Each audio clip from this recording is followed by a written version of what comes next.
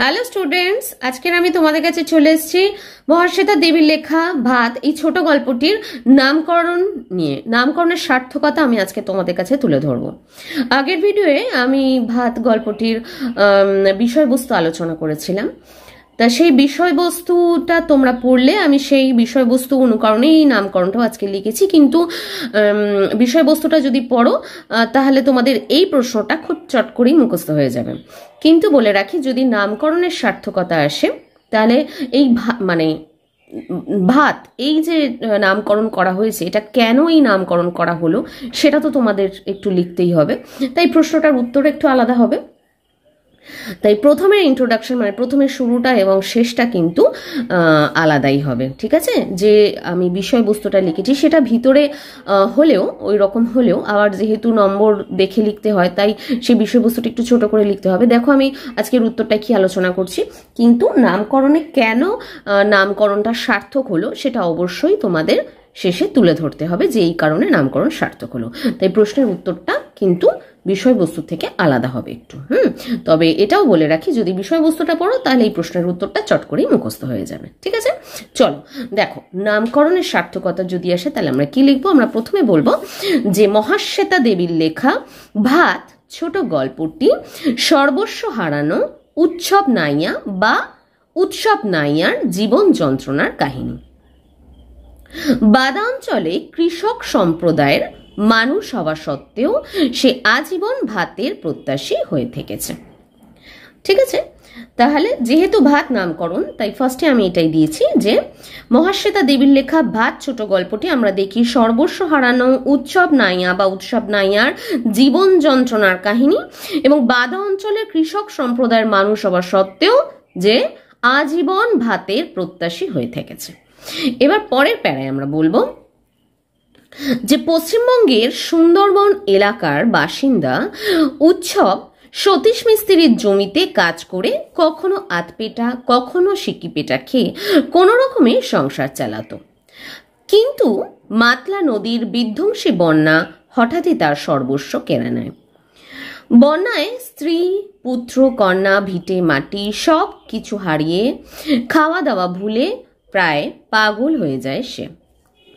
তারপর পেটের জ্বালায় শুধু ভাত খাওয়ার তীব্র আকাঙ্ক্ষায় উৎসব গ্রাম সম্পর্কীয় বোন বাসিনীর কলকাতার ধনী মনিব বাড়িতে চলে আসে।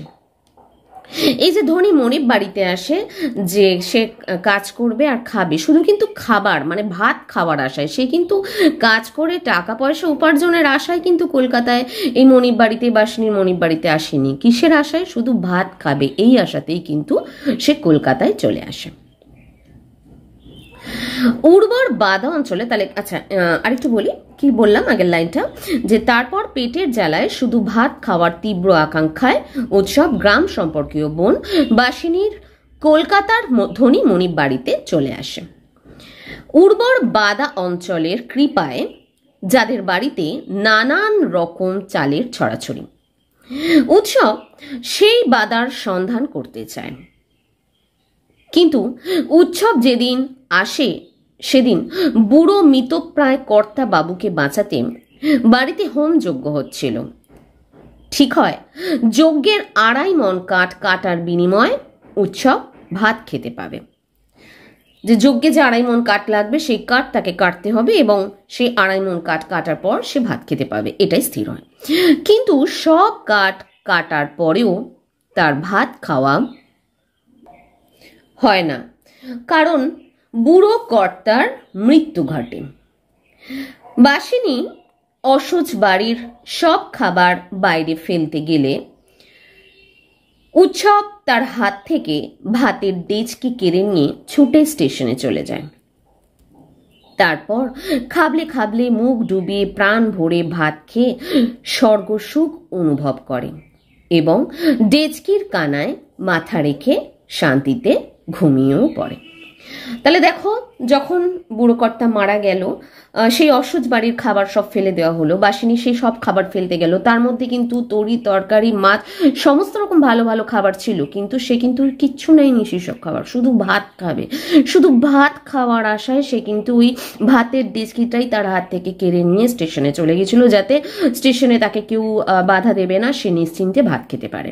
এবং আমরা দেখি যে সে মুখ ডুবিয়ে খাবলে খাবলে ভাত খায়, এবং ভাত খেয়ে সে ভাতের স্পর্শে এবং ভাত খেয়ে সে স্বর্গসুখ অনুভব করে। এবং তারপর ডেস্কির কানায় মাথা রেখে শান্তিতে, মানে সে এত শান্তি পায় যে শান্তিতে ঘুমিয়েও পড়ে, এবং পেট ভরে সে ভাত খায়, শুধু ভাতই সে খায়, যাতে নুন নেই, তরি তরকারি নেই, কিচ্ছু নেই, শুধু ভাতই সে খায়, খেয়ে শান্তিতে ঘুমিয়েও পড়ে। পরদিন ডেস্কি চুরির অপরাধে পুলিশের হাতে ধরা পড়ে থানায় যেতে হয় তাকে। ফলে আসল বাদা অধরাই থেকে যায় তার কাছে, কারণ যে বাদা এই এত রকম ধানের চাষ হয়, এত রকম, যে বাদার দৌলতে এই বড় বাড়িতে এত চালের ছড়াছড়ি, নানান রকম চাল সে দেখেছে, যা দেখে তার চোখ ঠিকরে বেরিয়ে আসার উপক্রম হয়। সেই এত ভাত কোথা থেকে আসে, মানে এত চাল কোথা থেকে আসে, সেই আসল বাদার সে সন্ধান করতে চেয়েছিল, যে সে আসল বাদাটা সে একবার দেখবে, কারণ তাদের বাদায় তো এত ধান হয় না, সে কখনো দেখেনি এত রকম ধান হতে। সেই অনুর্বর বাদা সেখানে, মানে সে বুঝতেই পারে যে তাদের অনুর্বর বাদার এই বাদাটা এতই উর্বর যে যার ফলে এখানে প্রচুর ধান উৎপন্ন হয়। তাই সেই উর্বর বাদাই সে খোঁজ করতে চায় মনে মনে, কিন্তু সেটা আর হয়ে ওঠে না। গল্পের শেষে আমরা দেখি যে পুলিশের হাতে ধরা পড়ে তাকে থানায় যেতে হয়, তাই আসল বাদা তার কাছে অধরাই থেকে যায়। পরের প্যারে আমরা বলবো যে যে ভাত খাওয়ার আশায় উৎসবের দিন কেটেছে, সেই ভাতের কারণেই তাকে শেষ পর্যন্ত চোর অপরাধী হতে হয়েছে।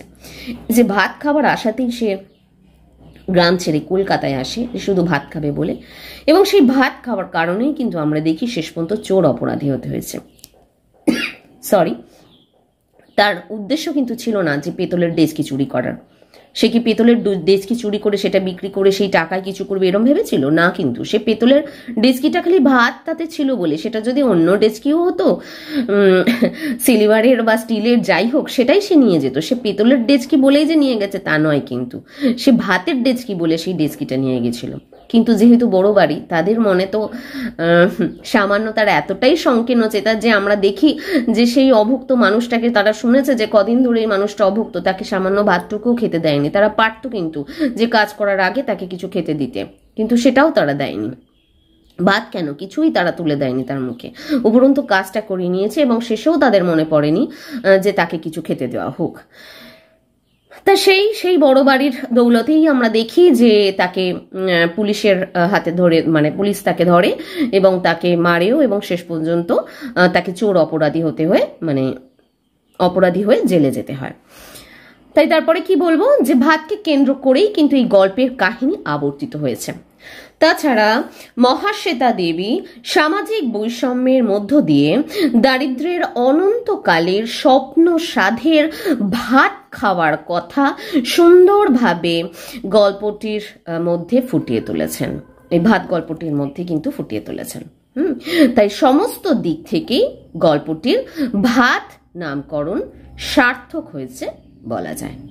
ঠিক আছে, তাহলে যদি বলে ভাত নামকরণের সার্থকতা আলোচনা করো, তাহলে আমরা এটাই বলতে পারি যে এই কারণেই ভাত গল্পটির এই ভাত নামকরণ সার্থক হয়েছে। ঠিক আছে, আজকের এই পর্যন্তই। নেক্সট ভিডিওয়ে তোমাদের কাছে আবার চলে এসেছি। এই ভাত গল্পের বিষয়বস্তু এবং নামকরণের সার্থকতা তোমরা কিন্তু এই দুটোই খুব ভালো করে দেখবে।